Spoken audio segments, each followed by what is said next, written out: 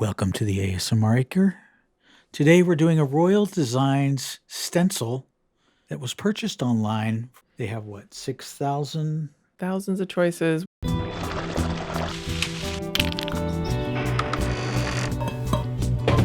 We went with the one that we saw advertised on their main page, and it happens to be in the same color.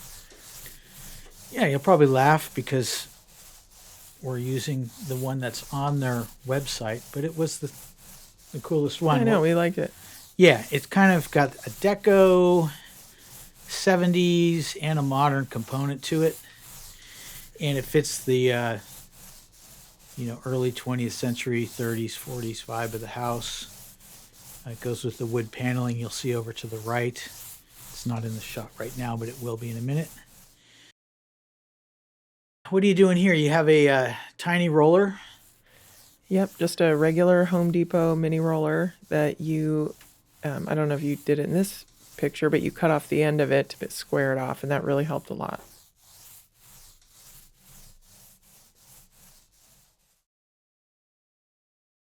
We were noticing, especially for that top stencil. So there's two stencils. We'll show making the top border a little later, so stick around for that.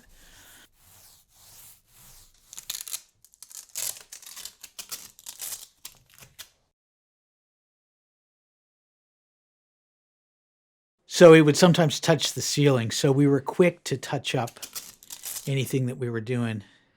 Now, what are you doing here? Wiping off the stencil between each roll. I think it really helped keep bleeding down.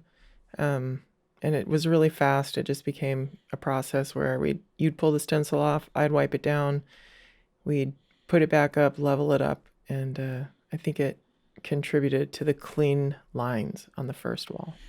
And note that paper towel there next to the rolling tray. Drying the roller was really important. Yeah, and that's recommended when you're stenciling. So a few things, the reason we're doing this is because we definitely learned doing 3 different walls, 2 different types of paint, and 3 different textures. We learned a lot. It looks so good and smooth and clean on this wall. With all of it, you unload the roller onto a paper towel, and you take off almost all the paint. You'll see that in just about every how-to video, and it still works. It works fine. The less paint, the better. And we're just using is it eggshell we're using? Eggshell. Yeah, just not regular. a semi-gloss.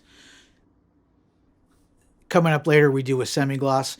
The other thing is you really want a flat wall. So these walls have no texture. There's Clyde.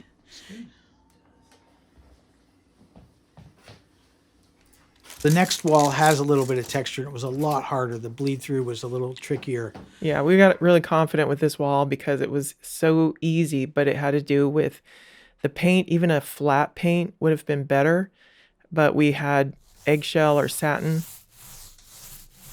on hand because this is what we painted our living room with, so we just went with that, and it turned out perfect. And then as we moved through the kitchen, you'll see it gets a little bit messier because the paint we used in the kitchen was the same we used on the cabinets, which was a semi-gloss. It goes good with that. It matches paneling. the cabinets, but it bled through, and each wall got progressively more textured. It's an old house, so, different updates throughout the years. And by the time we got to the last bit, we had to touch up every single line. I had to grab a tiny art brush to touch up, and we don't have any footage of that. But here we are cleaning it again, really making sure that thing's dry. A lot of the other videos we saw online from the manufacturer and other people who do a lot more stenciling than us just showed one person doing it, and we realized that 2 people really gets it done quite a bit better.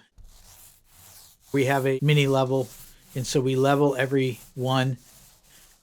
The first border at the top, we used an 8-foot level to make sure, because our ceiling is not level, and to make sure that everything really stayed level all the way down.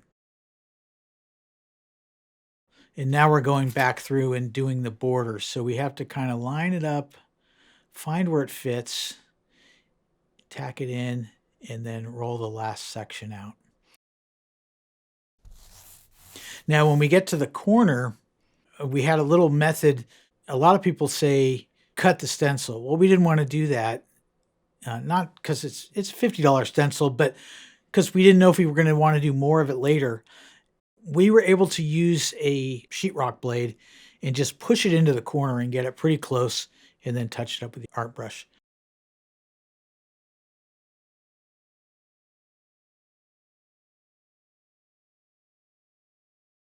And here we're doing a top border with a lot of the stencil just masked out. There's the level. Yeah, this is the second wall with the semi-gloss. And the wall was just slightly textured and things got a little messier. This wall used to have wallpaper on it, and so it took me quite a while to smooth it out. And I think the stencil is a much better option than wallpaper because you can just paint over it in the future. The first wall, I think, took us about 3 hours. And then I forget how long this took. But This it's a one took nice, us 2.5 hours to do. a daytime project. You can get it done one day. And then we were cleaning it again. We did get a little bit of green paint on that masked area, so at some point we had to clean the masking off and start over. So it's just important. Take your time. It goes pretty quick, but you don't want to rush it. Try to get it as flat as possible. And here, because we're using a semi-gloss, you're going to see that we don't quite have the coverage, so we pulled out a hairdryer. It was a darker color, and we had to do 2 coats. So we dried it, just for a few seconds, and then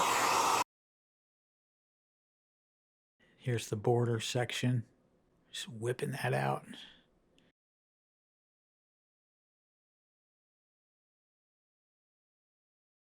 This section took longer because it was 2 coats. Definitely using an eggshell or a flat. yeah, on the flattest wall possible. I would say if you have really textured walls, you might not even want to bother. And this was leftover paint that we had for our kitchen cabinets. We upgraded our kitchen last year and we captured all the footage, but we haven't made a video yet. So that'll be coming out sometime in the next near future. And so this kind of balances out the color, having a little bit of the green on the opposite side from the kitchen cabinets. And originally we thought about doing the entire wall, but then we realized it would probably just be too intense. So in the dining room, that's sort of the default entryway for most casual visitors to the house. And so it gives them a little splash when they come in. It's kind of fun, but it might have been too intense to have it here. So this way, this border, which wraps around to our right as well, just kind of ties that section in a little bit. But it would have been really hard to match the pattern if we did a full pattern coming around that corner. If you're going to do an outer corner, you really have to think about how you're going to match it, what corner you're going to start at, and then go from there. So you want to start at the most visual corner. We wanted to start at the least visible corner until we got better, but you couldn't do that because then the pattern would end at a weird place on the most visible wall. So you got to start at the most visible spot. This was just a guess whether this pattern would look good masked off. That's the third wall. That's the third wall that we did, and that was the trickiest. Yeah, you can see a little bit of bleed through there, and we did touch that up. That took a minute to touch up. Probably took me 2 hours of just going through with the fine brush. But that's our project. It was Royal Designs. We bought the stencil full price just because we liked the product, and we had a great time. Yeah, it was putting a fun project. I would do it again, and I'd recommend it if you have flat walls. Flat wall recommended.